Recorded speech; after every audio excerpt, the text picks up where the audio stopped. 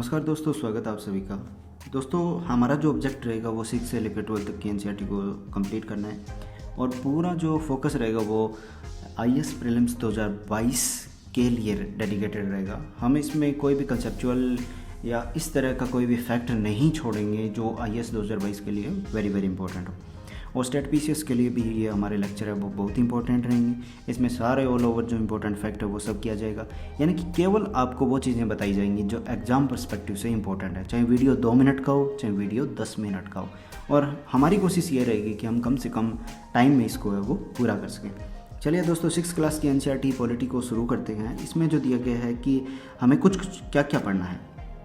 पहला अध्याय यानी विविधता की समझ क्या होती है और विविधता और भेदभाव क्या चीज़ है। और दूसरा जो है सरकार के बारे में जानेंगे, सरकार क्या है, लोकतांत्रिक सरकार के जो मुख्य तत्व क्या हैं।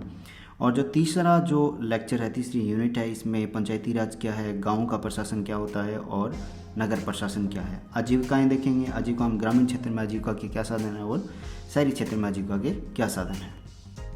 चलिए डियर फ्रेंड्स, शुरू करते हैं। पहला चैप्टर विविधता क्या होती है। और विविधता वाला जो चैप्टर है इसमें स्टार्टिंग में जो स्टोरी दी गई है वो हमारे कोई काम की नहीं है। इसमें हमें कुछ भी जानने का इम्पोर्टेंट नहीं है जो प्रीलिम्स के हिसाब से इम्पोर्टेंट हो। अब इसमें आपको मालूम क्या होना चाहिए, लद्दाख के बारे में मालूम होना चाहिए। यहाँ से क्वेश्चन पूछा जा सकता है। लद्दाख एक रेगिस्तानी इलाका है, लेकिन कौन सा डेजर्ट, रेत वाला वो नहीं, कॉल्ड डेजर्ट क्या बोलते हैं इसको, ठंडा मरुस्थल, जो काफ़ी ऊंचाई 17,000-18,000 फीट की ऊंचाई पे ये पाया जाता है। लद्दाख जम्मू और कश्मीर में जो अब तो ऐसे बोल सकते हैं, जम्मू और कश्मीर के पूर्व में जो पहाड़ियों में बसा एक रेगिस्तानी इलाका है। और ऑब्वियस है जो रेगिस्तान होगा उसकी जो पहचान होती है वो वर्षा के कारण होती है। जिसमें वर्षा कम होती है वो रेगिस्तान माना जाता है। तो कम खेती होती है और यहाँ बारिश भी बिल्कुल नहीं होती और काफ़ी लंबे समय तक ये एरिया है जो बर्फ़ से ढका रहता है और कम पेड़ यहाँ पाए जाते हैं। पीने के लिए लोग गर्मी के महीने में जो पिघली हुई जो बर्फ़ है उससे पानी का यूज करते हैं, ना कि यहाँ कुछ ज़्यादा बारिश होती है। यहाँ एक विशेष प्रकार की बकरी है उसका पालन किया जाता है, जिसे पश्मीना जो ऊन है वो पैदा की जाती है और जिसकी अंतर्राष्ट्रीय बाजारों में बहुत ज़्यादा मांग है। यहाँ दूध से बने पदार्थ है और मांस वगैरह, या हर एक जो परिवार के पास कुछ गाय या बकरियाँ ये सब, और याक पाया जाता है। अब याक के बारे में आपको थोड़ा सा एक पता होना चाहिए कि ये 16,000 फीट की ऊंचाई पे ये जीव है वो पाया जाता है। अब यदि देखें तो लद्दाख का जो व्यापार है, यदि व्यापार की बात करें तो इसमें मध्य एशिया से जो काफ़िले हैं वो इधर नॉर्थ से होके जो गुजरते थे। और इसमें जिसे आज का तिब्बत भी लद्दाख को कहा जाता है। और आज का तिब्बत क्यों कहा जाता है, क्योंकि यहाँ से लद्दाख के रास्ते से ही है ना, जो आज का तिब्बत या छोटा तिब्बत के नाम से लद्दाख को जाना जाता है। वो इसलिए जाना जाता है कि लद्दाख के रास्ते ही जो बौद्ध धर्म है ना वो तिब्बत पहुंचा था, यानी चाइना में बौद्ध धर्म का जो प्रचार प्रसार है वो लद्दाख के रास्ते से ही होता है। और 400 साल पहले यहाँ इस्लाम आया था, इस्लाम धर्म आने के बाद लोग इस्लाम में कन्वर्ट हो गए। और लेकिन खास बात यह है इन लोगों ने अपनी जो मौलिकता है ना उसको नहीं छोड़ा। जो केसर सागा ग्रंथ है वो तिब्बत का ग्रंथ है। तो यूपीएससी पूछ सकती है आपसे कि केसर सागा क्या है, तो ये एक तिब्बती ग्रंथ है जो लद्दाख में काफ़ी प्रसिद्ध है। चलिए दोस्तों, अब आते हैं हम केरला के बारे में जान लेते हैं। दक्षिण पश्चिम भारत के कोने पर बसा हुआ राज्य है और एक तरफ समुद्र से घिरा हुआ है, दूसरी ओर इसमें यहाँ पहाड़ियाँ होती है। पहाड़ियों का पता ही है आपको कौन कौन सी पहाड़ियाँ हैं, नीलगिरी हो गई, कार्डेमम हो गई, ठीक है। तो जो टाइगर रिजर्व वगैरह भी इन क्षेत्रों में पाए जाते हैं, जो मुख्य है, जैसे लेट्स एग्जाम्पल बंदीपुर, है ना। चलिए आगे देखते हैं। केरल में काली मिर्च, लौंग, इलायची, तो ये तो दोस्तों आपने पढ़ा ही होगा कि इन क्षेत्रों में हिस्ट्री का जो सब्जेक्ट पढ़ा है उस टाइम काली मिर्च ये सब उगाए जाते हैं। तभी तो जो अरबी और जो यूनानी जो या रोमन जो व्यापारी है वो इंडिया की ओर आकर्षित हुए थे। और सबसे पहले अरबी और यहूदी व्यापारी केरल आए थे। ये प्रीलिम्स के लिए इम्पोर्टेंट है। और ऐसा माना जाता है कि ईसा मसीह के धर्मदूत संत थॉमस 2000 साल पहले यहीं आए थे। अब संत थॉमस है उसके बारे में थोड़ा सा गूगल भी सर्च कीजिए। इब्न बतूता ने भी केरला की यात्रा की थी और उसने बताया कि मुसलमान समुदाय की यहाँ बड़ी इज्जत थी, ठीक है। तो इस तरह से, और केरल के लोग वो मछली पकड़ने के लिए चीनी एक जाल का इस्तेमाल करते हैं। और अब चीनी जाल का इस्तेमाल करते हैं तो चीन के जो व्यापारी हैं वो भी केरल आए थे। और ये जो चीनी जालों में जो सेम मिलता जुलता जाल है वो केरला के लोग इस्तेमाल करते हैं। इसलिए इस जाल को चीना वल्ला भी कहते हैं। और साथ खास बात ये है कि तलने के लिए जो लोग ये चाइना से या चाइनीज जो लोग आए थे ना, तो वो जो आए थे तो वो बर्तन जो लेके आए थे इसे चीना चट्टी भी कहते हैं, ठीक है। और चीना चट्टी से हम कोरिलेट कर सकते हैं, ठीक है, कोरिलेट कर सकते हैं इस तरह से कि किस तरह से केरल का जो लिंक है वो चाइना से व्यापारी संबंध में रहा। यदि हम बात करें केरल की उपजाऊ मिट्टी और जलवायु, और यहाँ चावल भी उगाया जाता है या पैदा किया जाता है, तो सबको मालूम है कि ऑफशोर जो एरिया है उस पे ऑनशोर जो बेल्ट है यानी समुद्र के पास वाला जो क्षेत्र है वहाँ पे चावल की खेती होती है, सामान्य सा है।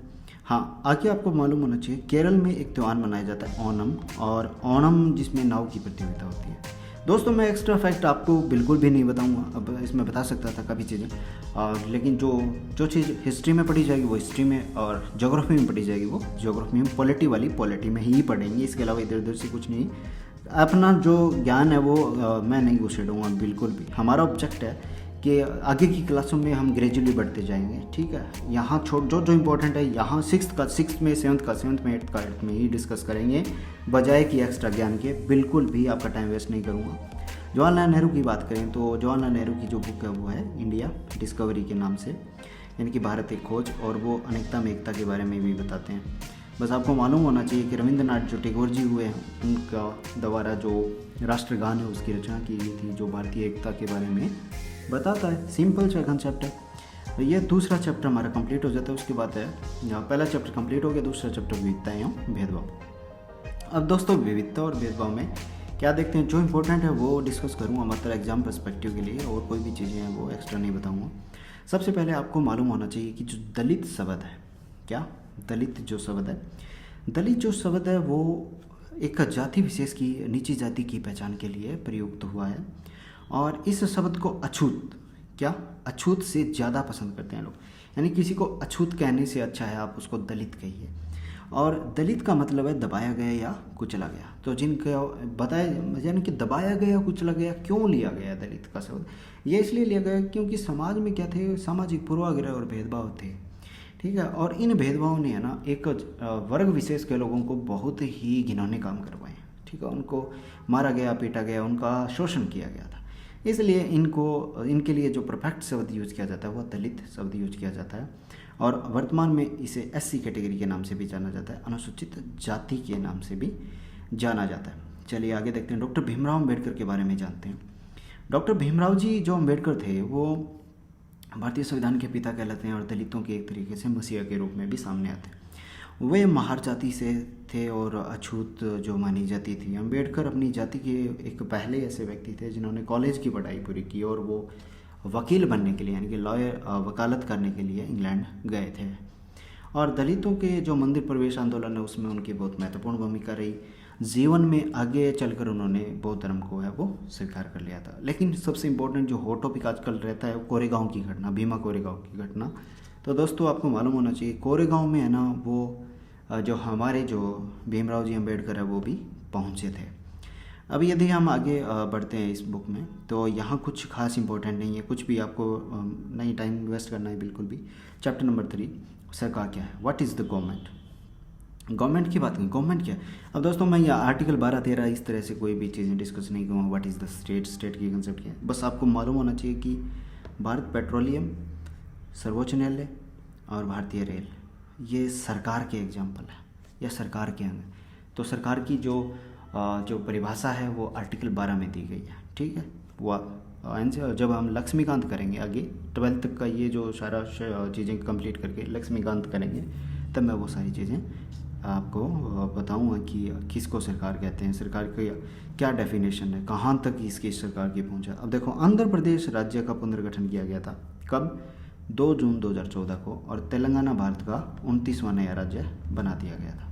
तेलंगाना भारत का 29वां नया राज्य बना था, जबकि 31 अक्टूबर 2019 राइट उस जम्मू और कश्मीर जो राज्य जो एक राज्य है उसके 2 अलग अलग केंद्र शासित प्रदेश बना दिए गए थे, जम्मू और कश्मीर।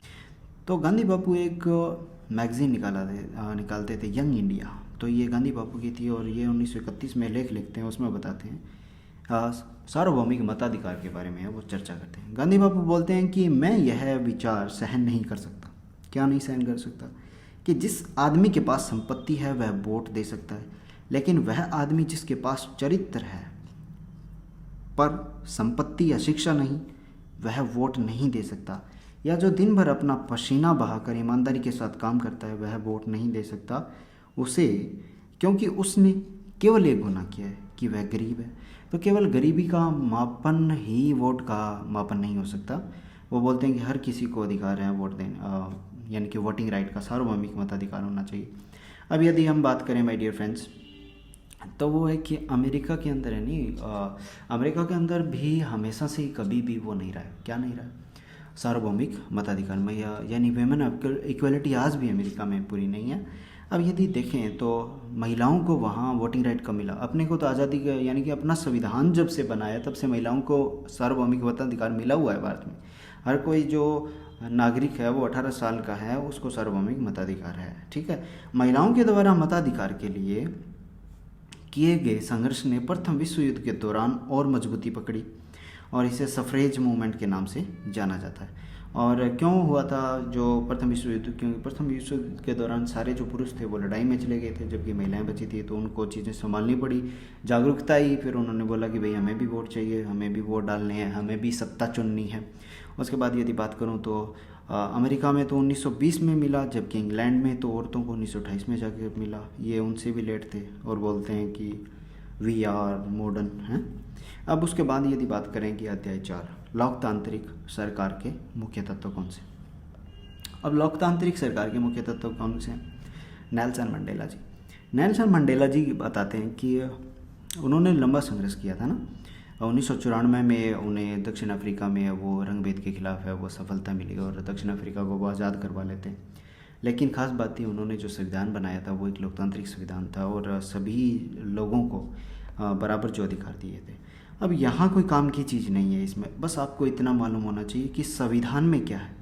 संविधान में बुनियादी नियम होते हैं और कानून होते हैं। दोस्तों ध्यान से पढ़ना इसको, बुनियादी नियम और कानून। ये कानून सरकार और लोगों के लिए हैं। सबको कौन? सरकार भी और लोग भी, सबको इन्हें मानना पड़ता है। ठीक है, ये संविधान है और विवादों का समाधान इन्हीं कानूनों के आधार पर संविधान के द्वारा ही होता है। ठीक है, ये इंपॉर्टेंट लाइन थी, इसको अच्छे से समझना। दोबारा करते हैं। ठीक है। अब आगे एक और जो आती है चीज़ सामने कि पहले बांध में यदि जो पानी है उसको यदि ज़्यादा रोक लिया गया तो दूसरे बांध तक पानी नहीं पहुंच पाएगा। तो दूसरा बांध है उसका नाम मेटूर और ये कृष्ण राज सागर, ये कर्नाटका में, और मेटूर है वो तमिलनाडु में। अब इन दोनों की लड़ाई चलेगी। ये बोलेगा कि पानी ज़्यादा छोड़ो जो मेटूर वाला है, लेकिन कर्नाटक वाले जो बोलेंगे कृष्ण राज सागर बांध से कि हम नहीं छोड़ेंगे। तो इनका जो मामला है वो फंसा पड़ा है। लेकिन आपको इतना मालूम होना चाहिए कि ये कावेरी नदी का कृष्ण राज सागर कहाँ है और मेटूर बांध कहाँ है, बस इतना ही रिक्वायरमेंट है। ठीक है, चलो आगे बढ़ते हैं। Not important. पंचायती राज। पंचायती राज को देखें तो ग्राम सभा की यदि बात करें तब ग्राम सभा होती है। ग्राम सभा एक पंचायत के जो क्षेत्र है ना उसमें रहने वाले सभी वयस्क लोगों की सभा है। जो वयस्क कौन होगा? जो 18 साल से 18 साल की एज का होगा वो वयस्क होगा। सिर्फ एक गांव में हो सकती है। क्या एक गांव में हो सकती है? क्या एक ग्राम सभा केवल एक गांव में हो सकती है, एक गांव से ज़्यादा की भी हो सकती है, डिपेंड करता है। 18 साल की उम्र या उससे ज़्यादा का हो वो वयस्क होगा और उसको क्या होगा? वोट देने का अधिकार होगा। चलिए आपसे यही क्वेश्चन है कि 18 वर्ष की जो आयु है वो कौन से संविधान संशोधन के तहत की गई थी? क्या यह 69वां संविधान संशोधन था? आप प्लीज़ इसको थोड़ा सा चेक कीजिए, गूगल सर्च कीजिए, ये आपके लिए होमवर्क। और अब यदि आगे देखते हैं कि जो गांव की मतदाता सूची में किसका उस व्यक्ति का नाम होना चाहिए और ग्राम सभा का वह सदस्य कहलाता है। चलिए दोस्तों आगे बढ़ते हैं। आगे दिया गया है कि एक पंचायत, क्या एक पंचायत। अब देखो वहाँ हमने क्या पढ़ा है, पीछे हमने पढ़ी है ग्राम सभा। ठीक है, थोड़ा सा फोकस करना है आपको। और यहाँ पढ़ी है ग्राम पंचायत। अब सभा के बाद पंचायत है। ठीक है, पंचायत में कई वार्ड होते हैं। रिलेट करो अपने आप को अपने गांव से। कई वार्ड होते हैं, वार्ड छोटे छोटे क्षेत्रों में बंटे होते हैं। प्रत्येक वार्ड का एक वार्ड पंच, आपको मालूम ही होगा, एक प्रतिनिधि होता है, छोटा सा, छोटे से एरिया से चुन के आता है। इसके साथ पंचायत क्षेत्र के लोग हैं वो मिलकर सरपंच को चुनते हैं, और पंचायत का जो मुखिया जो है वो सरपंच है। अब वार्ड पंच और सरपंच दोनों मिलकर ग्राम पंचायत का गठन 5 वर्ष के लिए करते हैं। वेरी वेरी इंपॉर्टेंट फैक्ट है, प्रीलिम्स के लिए यहाँ से क्वेश्चन बनेगा डेफिनेटली, और ऐसा क्लासिफिकेशन कोई भी बुक में नहीं दिया गया, गारंटी लेता हूँ मैं। अब उसके बाद जो दिया, ग्राम पंचायत का एक सचिव होता है, और यह सचिव ग्राम सभा का भी सचिव होता है। बस वेरी वेरी इंपॉर्टेंट, ग्राम पंचायत। अब ग्राम पंचायत क्या है, चलो थोड़ा सा देखते हैं। देखो 2 चीज़ें यहाँ, ठीक है। 2 चीज़ क्या है कि एक तो है ग्राम पंचायत, ठीक है, और एक है ग्राम सभा। ग्राम सभा जो 18 साल के जो है, जिनकी आयु हो चुकी है, वो ग्राम सभा के सारे वैश्विक सदस्य हैं। और ग्राम पंचायत, और एक है उसके बाद है कि ग्राम पंचायत के जो सिलेक्टेड कैंडिडेट हैं उसमें है सरपंच, और दूसरा जो कैंडिडेट है वो है वार्ड पंच, ठीक है। ये दोनों मिलके, वार्ड पंच मिलके इसको ग्राम पंचायत को का गठन करते हैं, ठीक है। क्लियर हुआ। अब आगे दिया जाता है कि इन दोनों का, किसका, इन दोनों का, ग्राम सभा का भी और ग्राम पंचायत का भी, दोनों का कार्य जो देखेगा, कौन देखेगा, वो देखेगा ग्राम सचिव। कौन देखेगा, ग्राम सचिव। और सचिव कहीं चुनाव के द्वारा नहीं चुना जाता, बल्कि यह सरकार के द्वारा नियुक्त कोई व्यक्ति होता है, ठीक है, जो देखेगा कि इन दोनों की जो बैठक है वो कैसी चल रही है, और इनके बीच जो चर्चा समाधान कैसे चल रहे हैं, उनके जो निर्णय हैं उन सब का रिकॉर्ड ये ग्राम सचिव रखेगा, ठीक है। तो यहाँ तक कंप्लीट हो गया। उसके बाद यदि ग्राम सभा की जो बैठक है उसमें ग्राम पंचायत अपनी योजनाएं लोगों के सामने रखती है, फिर ग्राम सभा है वो पंचायत की जो मनमाने ढंग है उनको रेगुलेट करती है, और जिम्मेदारी या अपना जो जिम्मेदारी के साथ या निगरानी करती है। अब ग्राम पंचायत के काम कौन से हैं, काम की ये तो सबको मालूम है कि नालियाँ, सड़कें, भवन, पानी, इन सब का, लेकिन ध्यान रखना होगा ग्राम पंचायत का काम स्थानीय कर लगाना भी होता है, उनको कलेक्ट करना भी होता है, वेरी वेरी इंपॉर्टेंट। सरकार की जो योजना है उसको लागू करना होता है। उससे भी महत्वपूर्ण है कि इसकी आमदनी के क्या स्रोत हैं, घरों और बाज़ारों, यानी कि ग्राम पंचायत है वो संपत्ति कर लगा सकती है, ठीक है। तो घरों और बाज़ारों पे जो टैक्स लगाए जाते हैं तो वो ग्राम पंचायत की आमदनी के स्रोत हैं। सरकारी जो विभाग हैं उसके जो सरकारी जो विभाग हैं उनके द्वारा जो योजनाएं चलाई जा रही हैं वो जनपद या जिला पंचायत के द्वारा ग्राम तक पहुंचती है, और समुदाय के वो लोग जो गणमान्य जो लोग हैं समुदाय के, वो दान के द्वारा है वो, जिसे आपको मालूम होगा स्कूल होते हैं या सार्वजनिक संस्था होती है वहाँ जैसे ग्राउंड वगैरह बनाना, तो जो हमेशा जो जिनको बोलते हैं वो दान देते हैं। चलिए आगे देखते हैं दोस्तों, जल्दी जल्दी करते हैं यार, थोड़ा सा आप भी कोऑपरेट करना, यदि साउंड ठीक से नहीं है तो। पंचायती राज व्यवस्था में लोगों की भागीदारी दो या स्तरों पर होती है। चलिए दोस्तों इसको आगे वाली लेक्चर में करेंगे, थोड़ा ही है तो पहुँच गए लगा, ठीक है। इसको भी दो वीडियो ले आएंगे मेरे ख्याल से पहुँचा देंगे, थोड़ा छोटा सा टॉपिक रहा। नमस्कार दोस्तों, 6th क्लास की एनसीईआरटी पॉलिटी में आपका स्वागत है। 10 मिनट का लेक्चर है, इसमें 6th क्लास की एनसीईआरटी वो कंप्लीट हो जाएगी। चलिए शुरू करते हैं। अभी तक हमने देखा कि एक ग्राम पंचायत होती है, एक ग्राम सभा होती है, और ग्राम सभा में कौन होता है, ग्राम सभा में 18 से 18 वर्ष की आयु का वो व्यक्ति जो वयस्क है वो ग्राम सभा का भाग होता है। ग्राम पंचायत में क्या होते हैं, पंच और सरपंच दोनों मिलकर ग्राम पंचायत का गठन करते हैं। एक ग्राम पंचायत के अंडर है वो कई सारे गाँव भी हो सकते हैं, छोटे छोटे गाँव, उनको मिला के एक पंचायत क्षेत्र बनता है। पंचायत क्षेत्र एक प्रांत पंचायत होता है वो ग्रामीण स्तर पे होती है, जबकि ब्लॉक या कस्बा स्तर पर जो होती है उसको बोलते हैं पंचायत समिति, और जो जिला स्तर पर होती है जिसे बोलते हैं जिला परिषद।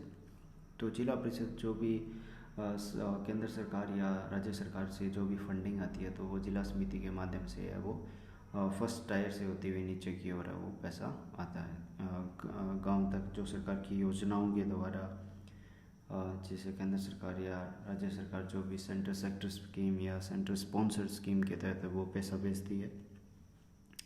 अभी तक आगे इसका चैप्टर नंबर 6 है, उसमें दिया गया कि गांव का प्रशासन क्या होता है। तो पहले आपको ये फैक्ट मालूम होना चाहिए कि भारत में लगभग 6 लाख से अधिक है वो गांव है, तो इतना मालूम आपको होना चाहिए।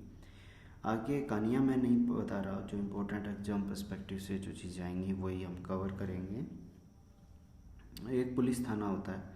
अब हर किसी पुलिस थाने में आपको मालूम होता है कि एक क्षेत्र विशेष में कई सारे जहाँ गाँव होते हैं, उसके पास का जो एरिया है वो सारा एक पुलिस थाने के अंदर आता है। उसमें पुलिस थाने में कोई भी चोरी, डकैती या दुर्घटना, किसी भी तरह की मारपीट, झगड़े या किसी तरह की जो मर्डर हो जाती है तो उस समय FIR वगैरह या रिपोर्ट पुलिस थाने में ही करवाते हैं। और थानेदार की जिम्मेदारी होती है कि उस एरिया में जो भी है उसको लॉ एंड ऑर्डर को, कानून व्यवस्था उसको बनाए रखना, जिसमें लोगों से पूछताछ की जाती है, जांच पड़ताल की जाती है और जो अपराधी है उसको पकड़ लिया जाता है।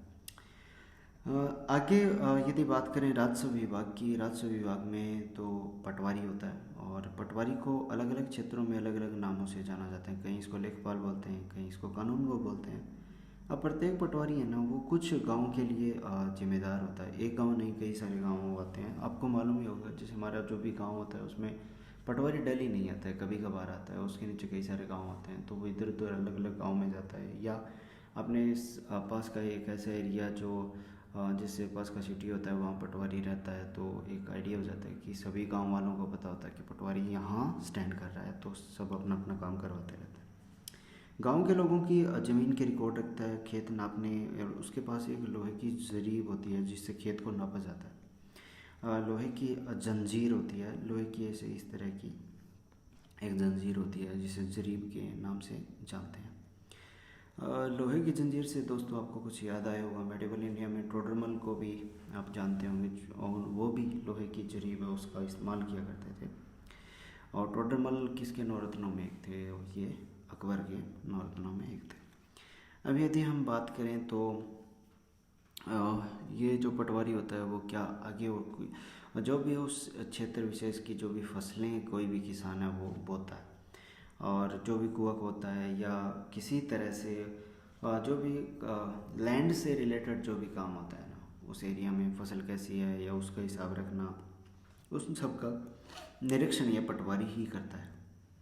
आगे यदि बात करें हम, यदि प्रशासन की बात करें, प्रशासन में यदि तहसील स्तर का यदि आंकड़ा देखें तो तहसील पे एक तहसीलदार होता है, ठीक है, और उसके ऊपर ज़िले पर एक जिलाधिकारी, जिसे आपको पता ही IAS जिला कलेक्टर।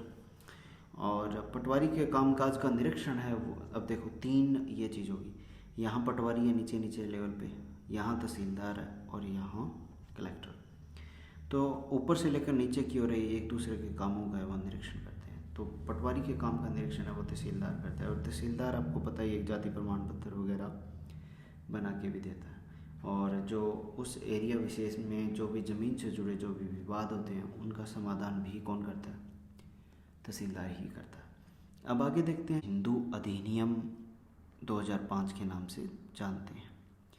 इसमें होता क्या है कि पहले हिंदू परिवारों में जो बेटों यानी कि पूरी जो ज़मीन थी ना वो पूरी बेटों को चली जाती थी, अपने फादर से पुत्र को ज़मीन है वो मिल जाती थी। लेकिन 2005 का अधिनियम बताता है कि वो जो फादर से जो ज़मीन है उसका जो हस्तांतरण है या उसके जो उत्तराधिकारी होंगे ना, वो केवल बेटे नहीं होंगे बल्कि बेटियां भी होंगी और उसकी पत्नी भी होगी जो जिसकी ये ज़मीन है, और उसके बेटे भी होंगे। तो सभी में संपत्ति का है वो बराबर है, बंटवारा है वो किया जाए, ठीक है, सभी में संपत्ति का बराबर बंटवारा किया जाएगा। चलिए आगे और देखते हैं। यहाँ कुछ भी नहीं करना है यहाँ तो। अब है नगर प्रशासन। नगर प्रशासन में नगर से संबंधित क्या चीज़ें हैं जो नहीं है, तो नगर अलग अलग वार्डों में बना होता है। हर वार्ड का, जैसे गांव में एक वार्ड पंच होता है, वैसे नगर में जो अलग अलग वार्ड है उसका एक पार्षद होता है। हर वार्ड में एक पार्षद चुना जाता है, और जो पार्षद कई सारे जो निर्णय लेते हैं आपस में मिलकर, इस तरह की जो समितियाँ भी बनाते हैं। और पार्षदों की समितियाँ और पार्षदों के जो भी मुद्दे हैं उन देखो, नगर से संबंधित जो भी निर्णय लेने का काम है वो पार्षद करते हैं, ठीक है। वहीं उनका एग्जीक्यूशन जो किया जाता है ना, या इम्प्लीमेंटेशन जो किया जाता है, वो कमिश्नर के द्वारा होता है। डिस्ट्रिक्ट का कमिश्नर होता है, ठीक है, जो प्रशासनिक कर्मचारी कहलाता है, ठीक है। एक IAS ऑफिसर्स ही होता है मोस्टली। और इसमें क्या होता है कि आयुक्त और प्रशासनिक कर्मचारियों की सरकार के द्वारा नियुक्ति की जाती है, जबकि पार्षद आपको पता है, जैसे गांव में ग्राम जो वार्ड पंच होता है, उसी तरह पार्षद भी क्या होता है, एक मोहल्ले विशेष से चुना गया जनप्रतिनिधि होता है, ठीक है दोस्तों। अब आगे बढ़ते हैं। तो अब संपत्ति, अब आपको मालूम होना चाहिए कि जो नगर प्रशासन है उसके पास पैसे कहाँ से आते हैं। जो संपत्ति कर ये लोगों के घरों पे लगाया जाता है ना, उससे 25 से 30% इनकम है वो प्राप्त की जाती है। ध्यान रखना है ना। नगर पालिका होती है या नगर निगम होता है, जो नगर निगम या नगरों में जितना भी पैसा है उनकी अर्निंग्स होती हैं वो संपत्ति कर से होती है। जैसे कोई भी संपत्ति है उसको खरीदना बेचना या इस तरह का जो कर लगाया जाता है। शिक्षा पर भी कर लगाते हैं ये, दुकान होटल इन सब पे कर लगाया जाता है। सिनेमा हॉल का जो टिकट होता है उस पर भी उस नगर विशेष के द्वारा है वो कर है वो लगाया जाता है। आगे देखो कि 1994 में सूरत शहर में एक प्लेग फैला। अब आपको मालूम होना चाहिए 1994 में सूरत में प्लेग फैला, और सूरत भारत के सबसे गंदे शहरों में से एक था, ठीक है। अब सबसे इम्पोर्टेंट है कि प्लेग हवा के जरिए फैलता है, ठीक है, बस ध्यान रखना ये, ठीक है।